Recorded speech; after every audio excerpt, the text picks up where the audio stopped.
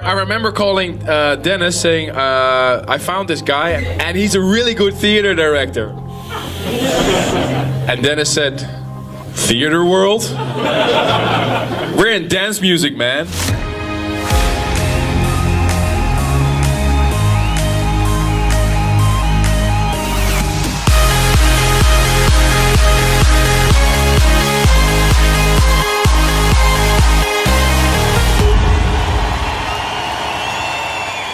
But I didn't know Armin, I didn't know the dance, and I had no idea even of the impact of Armin van Buuren. Combining those two worlds, just like theater and dance, that was, I think, for all of us a really big challenge. My concern was that we should keep Armin only a dance event for the dance fans.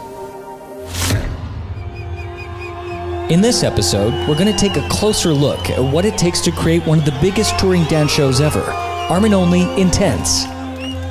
For Armin van Buuren, it meant a new step in his already impressive career. He had to combine a theater show and a non-stop 6-hour DJ set in one.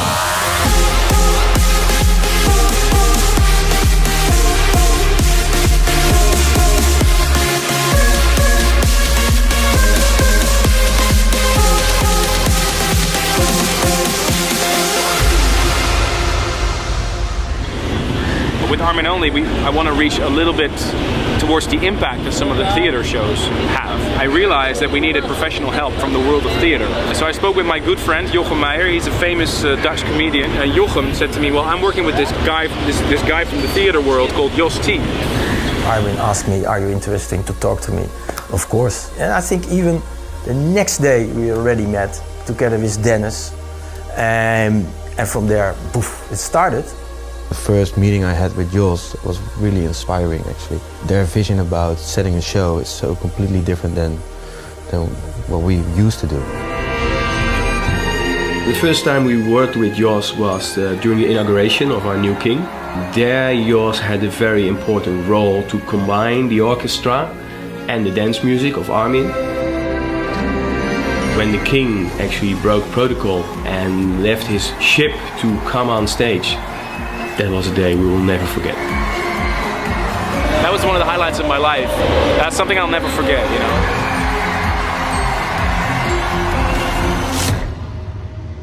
After that, it was time to take it to the next step, the Armin Only Intense show. Jos said to me in the very first meeting, if you choose to do something live, like a singer or a dancer or a drummer, it has to be right. We have to rehearse and rehearse and rehearse and rehearse and rehearse. Tryouts are really uncommon for EDM shows. And besides that, it's extremely expensive. We had to fly in everybody, we had to build a stage, we had to rent a venue for 2 weeks. We did the rehearsals in the end and the tryout shows, and I'm really glad that in the end we decided to do it. One of the important obstacles that they had to overcome was to create something that has never been done before. The nice thing about Armin Only, with the singers we can create just different moments. So once Laura is playing the piano, you can breathe as an audience, because really for a couple of minutes it becomes very small and almost silent, and then it hits again.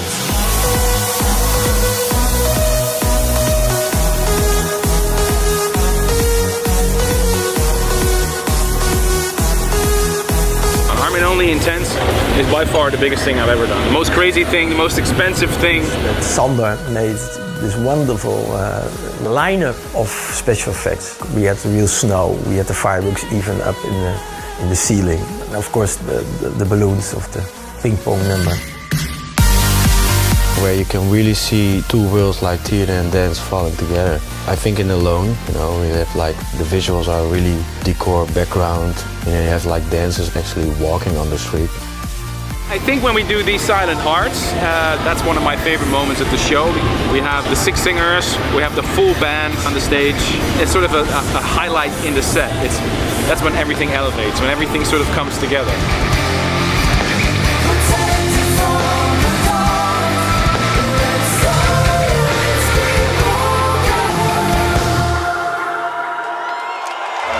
I'm really, really proud of it, and for me, this is next level. Next time in Armin Only the Road Movie, the show goes to Mumbai. Welcome in India.